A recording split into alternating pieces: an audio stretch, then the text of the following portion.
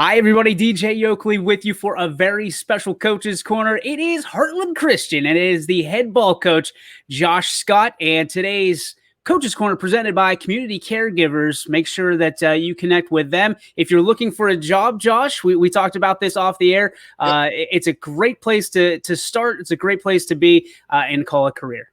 That's right. Yep. This is what we do full-time out of basketball. We have home health and always looking for good people to join our team too. And of course, they're proud sponsors of the Coach's Corner for Heartland Christian with said coach, Josh Scott. Josh, a 9-3 start to the season.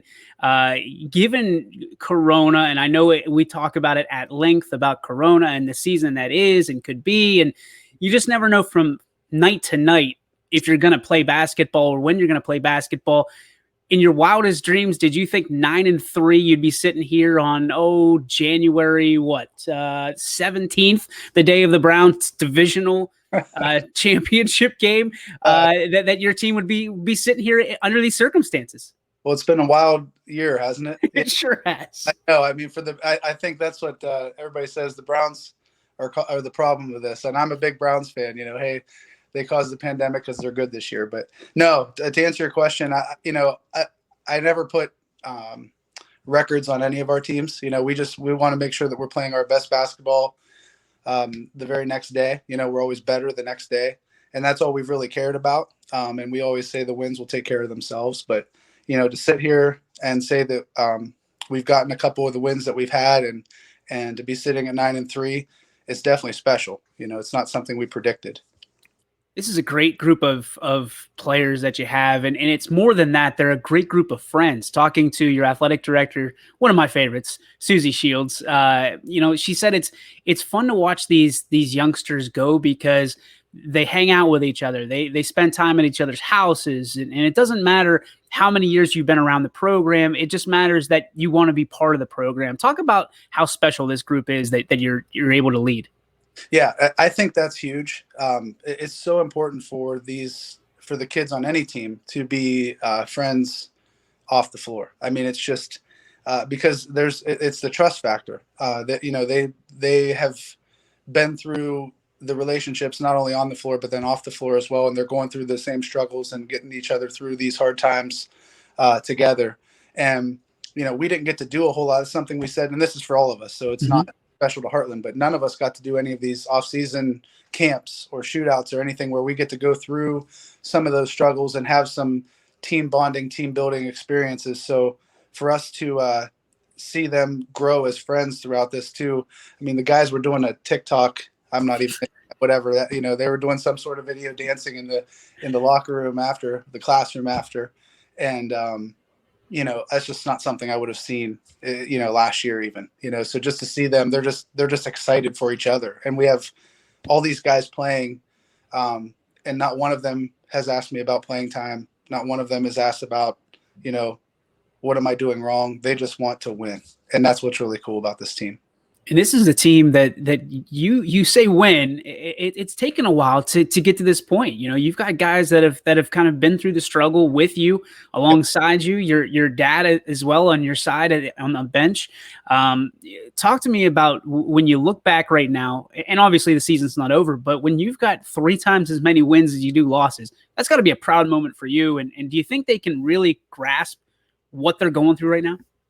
They're starting to, and I think that's what's starting to make it special is they're starting to understand that there's expectations now. And at the beginning of the year, they thought about it, and it made them really nervous. I've talked to several of the kids, and they said this is just that's so different. I don't know. We've never been put in this spot. I don't know what to do or how to act, and so that's been a learning curve as well. And now it's gotten to that point where you've actually seen, and I think really. This Mineral Ridge game, I think we saw the tables turn a little bit to where you saw our kids get that look in their eye that, we're not going to lose this game. We're not going to let this happen.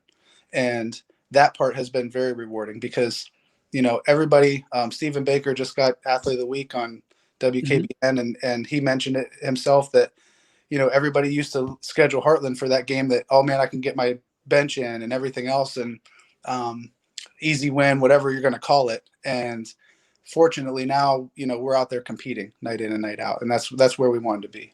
All right, so you're turned that way for a particular reason, Josh. Talk to me about who you got in the background and why it's so important to showcase. Well, at first it starts at the top. Susie and the administration are awesome to work with. They are fantastic to work with. But for me, it's been about consistency, and that's having my dad with me, and having a guy that I can lean on and talk to and fully trust. Throughout all of this. And we've been through a lot together. I've got my brother in the background here, who passed away in 2007. And, we've been through a whole lot together, and hopefully we're going to be through a whole lot more. But he's just somebody that I'm able to bounce ideas off of, talk to, hear the honest truths, and also somebody that, as a special ed teacher for his career, he has that educator background that he is constantly uplifting and teaching. And that's something I've tried to learn from him, that we are teachers of the game. We're not coaches, we're teachers. And we're there to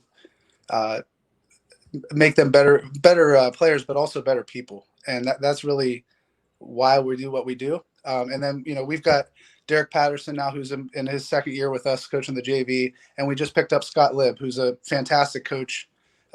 We got him for the freshman group this year. I've got two guys in Ronnie Matthews and Zach Barnes that are down in the junior high levels teaching those guys. The guys that Ronnie played for me, Zach has been like a sponge and played for Heartland, so he's got that going for him, and he wants to do everything that we're doing. They both do. So for our staff to be assembled the way it is right now, we're fortunate. We're really fortunate. I think one of the coolest things is getting to know Heartland, the community of Heartland Christian a little bit better. Sure. It's a very special community, and Heartland people take care of Heartland, and they take care of people that care about Heartland. Talk to me about, when you came to Heartland, the understanding with Susie, with the entire community of how this basketball program and more importantly, how these kids were going to be catered to and taken care of. Well, part of it was, and I'm a man of faith, but I came in, the first thing I said to Susie was, I'm not a preacher, and I don't I don't know how to do like that type of leadership, and I'd love to get there. And truthfully, I'm getting there. That's one of the most special parts for me, is that I've been able to connect with my faith even more so by being here, just by being here. Mm-hmm. But her comment was, Josh, I just want you to come in and coach basketball. I want you to be a basketball coach. And I've said this before in previous interviews, but I'll say it again. The most misunderstood school in the entire area. Everybody, we're competitive. We're competitors. We want to win. We want to do what's right, but we want to do it all the right way too.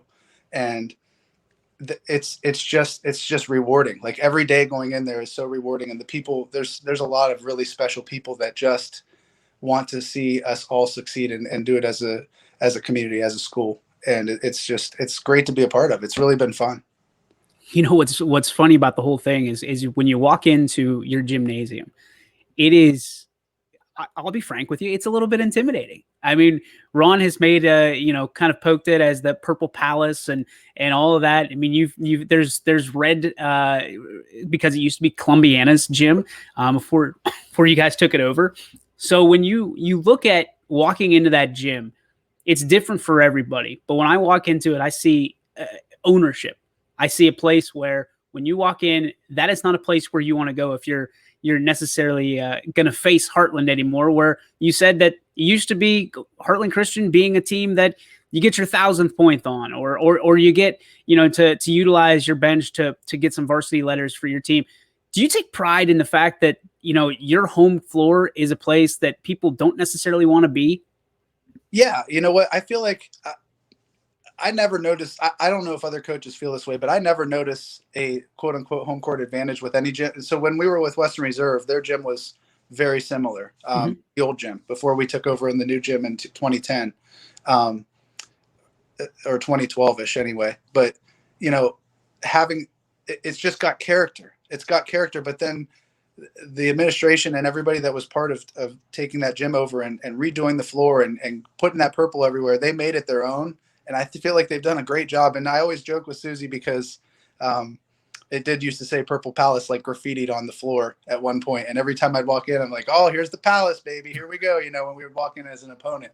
And she was adamant that she was going to have that removed and didn't want the Purple Palace mentioned. But, it really, and that might have been even where Ron got that too. He might have even seen that at some point. But, they definitely have done a good job of making it feel like, Columbiana never was. Not that we wouldn't want that idea, but just that this is Heartland's gym and has always been. But yes, I always joke about the red bleeding through that purple sometimes on the nicks and everything on the rails. But it's a fun place to coach, and I do because a lot of these newer schools have that kind of cookie cutter feel. I'll say the gyms are wonderful, but they all kind of feel the same with just a little different look. Where this one does still have that character and charisma in that gym. One of my favorite places. I'll be dead honest with you. But when you walk in, it is a little bit intimidating because it's on you. Like you are on the floor as soon as you walk into the gym. Sure. Yeah. And I'm sure it is different. And it's one of those things when you're there every day and you're practicing and, it just truly feels like home. So I don't know why it would feel different, but then, talking to you or listening to you, I could understand that. It's almost like Duke, you know what I mean? Yeah. With the Cameron Crazy, because I'm sure if you guys fill that place up when Corona's all done and this program continues to succeed, it's going to be crazy having a student section that is on you. I mean, it's similar almost to some other schools. Valley Christian has the same feel to it as well because it's kind of circles the court. Sure. So it's very cool. So I'm a huge fan of it. But the other thing I'm a huge fan of is your schedule. It seems like you are not afraid to put big schools on your schedule, and whoever it is, whatever night it is, the Heartland Christian Lions are ready to suit up. What's the mentality behind that? Part of it is that everyone's bigger than us. So, I mean, that's really, that's part of it, that we already have that mentality of, every single school is going to be bigger, whether they're Division 4, Division 3. But, we picked up Division 2 Salem because of Corona cancellations. We picked up Grand Valley, Division 3 Grand Valley. We've played Columbiana. We've played United, now Mineral Ridge. We do have a lot of D3 schools on the schedule. And, McDonald's coming in later. We have to go to Southern, on Tuesday. A really well-coached Badger team coming in. So we've got people from all over. But yeah, you're right. And Warren JFK is going to probably sneak back on the schedule as well at some point. We got canceled. That's how we ended up with Mineral Ridge. But our approach has basically been, if you want to get there, you got to see what it's all about. So, again, I love to win. I don't like to lose, but, going out and playing teams that, like Kingsway Christian, we played last year, and some of the coaches were like, hey, those don't count as wins. You beat Kingsway. They're not even in the OHSAA. So we dropped them. We felt like, hey, we've got to go and get better, and we've got to go and play some of these schools so that come tournament time, maybe we can try to make a name for ourselves. Maybe we can, quote unquote, arrive. That's all we've been trying to do as of late is just, get on that same level in the conversations with some of these other schools that are already there. So. Heartland Christian Coaches Corner brought to you by Community Caregivers. We're here with Josh Scott. Coach, just a couple more questions before we let you go and let you go watch your Brownies. Number one, we want to talk about highlighting one of your players, especially your seniors. Who's a player right now for you that you feel has deserved to get highlighted here this week and has put in a good effort, not only over the 12 games this year, but over the course of his career? Well, I'm going to mention Joey D'Onofrio. Especially as of late, because he's just been playing. He's been playing so well. To me, it's like he's finally figured it out. The kid's big and long. I'm going to say he's all of 6'4" right now. Joke with him that he can tie his shoes standing straight up because his arms are so long. But he's a kid that is just a really tough matchup because he can step out and shoot the ball a little bit, and he also can get to the rack, but then he can put his back to the basket as well.